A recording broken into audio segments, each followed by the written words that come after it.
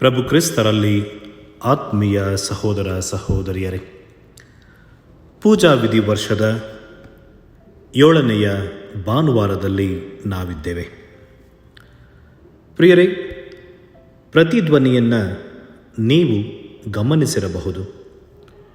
ನೀವು ಕಿರುಚಿದರೆ ಪ್ರತಿಧ್ವನಿ ಕಿರುಚುತ್ತದೆ. ನೀವು ಮೆಲ್ಲಗೆ ಮುದ್ದಾಡಿ ಮಾತಾಡಿದರೆ ಪ್ರತಿಧ್ವನಿ ಕೂಡ ಮೆಲ್ಲಗೆ ಮುದ್ದಾಗಿ ಕೇಳಿಸುತ್ತದೆ. ನೀವು ಬೈದರೆ ಬೈಯುತ್ತದೆ, ನೀವು ಹಾಡಿದರೆ ಹಾಡುತ್ತದೆ. ಇದು ಪ್ರತಿಧ್ವನಿಯ ನೀತಿ. ಇಂದಿನ ವಾಚನಗಳು ಮತ್ತು ಶುಭ ಸಂದೇಶ ಇಂಥದೊಂದು ನೀತಿಯನ್ನು ಸಾರುತ್ತದೆ. ಕ್ಷಮಿಸು, ನಿನ್ನನ್ನು ಕ್ಷಮಿಸಲಾಗುವುದು, ಕೊಡು, ನಿನಗೆ ಕೊಡಲಾಗುವುದು ಎಂದು. ಪ್ರಿಯರೇ, ಇವತ್ತಿನ ವೇಗದ ಬದುಕಿನಲ್ಲಿ ಪ್ರೀತಿಸುವವರನ್ನು ಪ್ರೀತಿಸುವುದೇ ಕಷ್ಟ, ಸಾಹಸ ಎನ್ನುವಂತಹ ಪರಿಸ್ಥಿತಿಯಲ್ಲಿ ಇದ್ದೇವೆ. ಪ್ರೀತಿಸುವವರಿಗೆ ಮೋಸ ಮಾಡುವವರು ಎಲ್ಲೆಲ್ಲೂ ಇದ್ದಾರೆ. ಇದು ಸಾಮಾನ್ಯ ಆಗುತ್ತಾ ಇದೆ ಪ್ರಸ್ತುತ ಸಮಾಜದಲ್ಲಿ. ಆದರೆ ಇನ್ನು ಕ್ರಿಸ್ತ ಹೇಳುವ ನಿನ್ನ ಶತ್ರುಗಳನ್ನು ಪ್ರೀತಿಸು ಎನ್ನುವ ಮಾತು ಕ್ರೈಸ್ತ ಬದುಕಿಗೆ ಒಂದು ದೊಡ್ಡ ಸವಾಲು. ಪ್ರಿಯರೇ, ಕ್ರಿಸ್ತನ ಅನುಯಾಯಿಗಳಾಗಲು ನಾವು ಆಯ್ಕೆ ಮಾಡಿಕೊಂಡಿರುವಾಗ ಈ ಸವಾಲನ್ನು ಸ್ವೀಕರಿಸುವುದು ಅನಿವಾರ್ಯವಾಗಿದೆ. ಏಕೆಂದರೆ ಮಿತ್ರ ಶತ್ರುಗಳೆಂಬ ಭೇದವಿಲ್ಲದೆ ಎಲ್ಲರನ್ನ ಪ್ರೀತಿಸಬೇಕೆಂಬ ಸ್ಪಷ್ಟ ಆದೇಶ ಇಂದಿನ ಶುಭ ಸಂದೇಶದಲ್ಲಿ ಕ್ರಿಸ್ತ ನೀಡುತ್ತಿದ್ದಾರೆ. ಹಾಗಾಗಿ ಈ ಆದೇಶ ಪಾಲನೆಗೆ ನಾವು ಕನಿಷ್ಠ ಪ್ರಯತ್ನವನ್ನಾದರೂ ಮಾಡದಿದ್ದರೆ ನಾವು ಕ್ರೈಸ್ತರೆನಿಸಿಕೊಳ್ಳಲು ಯೋಗ್ಯರಲ್ಲ. ಈ ನಿಟ್ಟಿನಲ್ಲಿ ನಮಗೆ ಬೇಕಾದ ಧೈರ್ಯಕ್ಕಾಗಿ, ಶಕ್ತಿಗಾಗಿ ಈ ಬಲಿಪೂಜೆಯಲ್ಲಿ ಭಕ್ತಿಯಿಂದ ಪ್ರಾರ್ಥಿಸೋಣ. ಇಂದಿನ ಮೊದಲನೆಯ ವಾಚನವನ್ನು ಸಮುವೇಲನ ಮೊದಲನೆಯ ಗ್ರಂಥದಿಂದ ಆಲಿಸುತ್ತೇವೆ. ಪ್ರಿಯರೇ, ದ್ವೇಷವನ್ನು ಜಯಿಸಲು ಇರುವ ಒಂದೇ ಮಾರ್ಗ ಪ್ರೀತಿ. ಅರಸ ದಾವೀದ ಮತ್ತು ಸೌಲನ ಕಥೆಯಲ್ಲಿ ನಾವು ಇದನ್ನು ಕಾಣುತ್ತೇವೆ. ನಮಗೆ ಗೊತ್ತಿರುವಂತೆ ಮೋಶೆಯ ನಂತರ ಇಸ್ರಾಯೇಲರನ್ನು ಅನೇಕ ವರ್ಷಗಳ ಕಾಲ ನ್ಯಾಯಸ್ಥಾಪಕರು ಮುನ್ನಡೆಸುತ್ತಾರೆ. ನೆರೆ ರಾಷ್ಟ್ರಗಳಲ್ಲಿ ರಾಜ ಮನೆತನ ಇತ್ತು. ಅವರ ಆಡಳಿತ ವ್ಯವಸ್ಥೆಯನ್ನು, ಪ್ರಗತಿಯನ್ನು ಕಂಡು ಇಸ್ರಾಯೇಲರು ನಮಗೂ ರಾಜ ಬೇಕು ಎಂದು ಸಮುವೇಲನನ್ನು ಆಗ್ರಹಿಸುತ್ತಾರೆ. ಮೊದಲ ಸಮುವೇಲನ ಗ್ರಂಥ ಅಧ್ಯಾಯ 8ರಲ್ಲಿ ನಾವು ನೋಡುತ್ತೇವೆ. ಇಸ್ರಾಯೇಲರ ಮೊದಲ ಅರಸ ಸೌಲನ ಸೈನ್ಯದಲ್ಲಿದ್ದವನು ತರುಣ ದಾವೀದ. ಗೋಲಿಯಾತನನ್ನು ದಾವೀದ ಹೊಡೆದು ಉರುಳಿಸುತ್ತಾನೆ. ಜನರ ಪ್ರಶಂಸೆಗೆ ಒಳಗಾಗುತ್ತಾನೆ. ಆದ ಕಾರಣ ಸೌಲ ಆತನನ್ನು ದ್ವೇಷಿಸಲು ಮುಂದಾಗುತ್ತಾನೆ ಮತ್ತು ದಾವೀದನನ್ನು ಕೊಲೆ ಮಾಡಲು ಕೂಡ ಆತ ಮುಂದಾಗುತ್ತಾನೆ. ಆದರೆ ಸೌಲನಿಂದ ಅದು ಸಾಧ್ಯವಾಗಲಿಲ್ಲ. ಸೌಲ ಮತ್ತು ಆತನ ಸೈನಿಕರು ಗಾಢ ನಿದ್ರೆಯಲ್ಲಿರುವಾಗ ದಾವೀದನಿಗೆ ಸೌಲನನ್ನು ಕೊಲ್ಲಲು ಅವಕಾಶವಿದ್ದರೂ ಆತ ಸರ್ವೇಶ್ವರ ಸ್ವಾಮಿಯ ಮಾತಿಗೆ ವಿಧೇಯನಾಗುತ್ತಾನೆ. ದ್ವೇಷವನ್ನು ಮರೆತು ಕ್ಷಮಿಸುತ್ತಾನೆ. ತನ್ನನ್ನು ಕೊಲ್ಲಲು ಬಂದ ಸೌಲನನ್ನು ಕ್ಷಮಿಸಿ ತನ್ನ ದೊಡ್ಡತನವನ್ನು ಮೆರೆಯುತ್ತಾನೆ. ಸರ್ವೇಶ್ವರನ ಮಾತಿಗೆ ವಿಧೇಯನಾಗುವುದನ್ನು ನಾವು ಇಂದಿನ ವಾಚನದಲ್ಲಿ ಆಲಿಸುತ್ತೇವೆ. 2ನೆಯ ವಾಚನವನ್ನು ಸಂತ ಪೌಲರು ಕೊರಿಂಥರಿಗೆ ಬರೆದ ಮೊದಲನೆಯ ಪತ್ರ ಅಧ್ಯಾಯ 15ರಿಂದ ನಾವು ಆಲಿಸುತ್ತೇವೆ.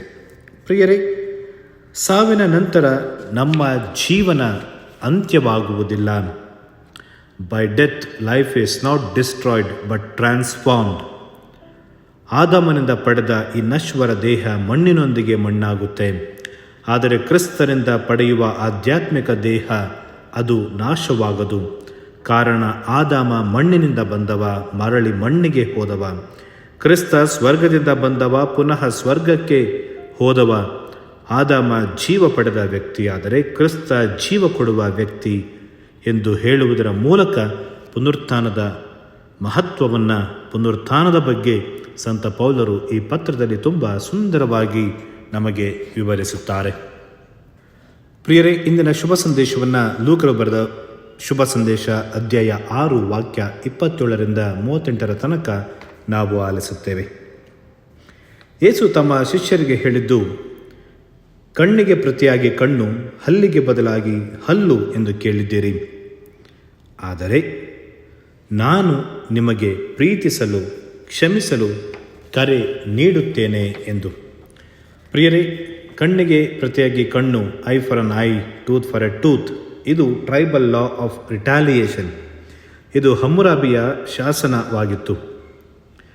ಇಸ್ರಾಯೇಲರು ಈಜಿಪ್ಟಿನಲ್ಲಿ ಇರಬೇಕಾದರೆ ಈ ಕಾನೂನು ಅವರ ಗಮನಕ್ಕೆ ಬರುತ್ತೆ. ಈ ಕಾನೂನಿನ ಉದ್ದೇಶ ಇಷ್ಟೇ. ಇದರ ಉದ್ದೇಶ ಬಹಳ ಒಳ್ಳೆಯದಾಗಿತ್ತು. ಇದರ ಉಲ್ಲೇಖವನ್ನು ನಾವು ವಿಮೋಚನ ಕಾಂಡ 21ರಲ್ಲಿ, ಯಾಜಕ ಕಾಂಡ 24ರಲ್ಲಿ, ಧರ್ಮೋಪದೇಶ ಕಾಂಡ 19ರಲ್ಲಿ ನೋಡ್ತೇವೆ. ಈ ಕಾನೂನಿನ ಮೂಲ ಉದ್ದೇಶ ಏನೆಂದರೆ, ನಿಮ್ಮ ಸೇಡಿಗೆ ಮಿತಿ ಇರಲಿ. ಸೇಡಿಗೆ ನಿರ್ಬಂಧವನ್ನು ಹೇರಲಾಗಿತ್ತು. ಒಂದು ಕಣ್ಣಿಗೆ ಒಂದೇ ಕಣ್ಣು ಅಂದರೆ, ಆಗಿನ ಕಾಲದಲ್ಲಿ ಶಕ್ತಿ ಇರುವವರು ತಮ್ಮ ಶತ್ರುಗಳನ್ನು ಸಂಪೂರ್ಣವಾಗಿ ನಾಶಪಡಿಸ್ತಾ ಇದ್ರು.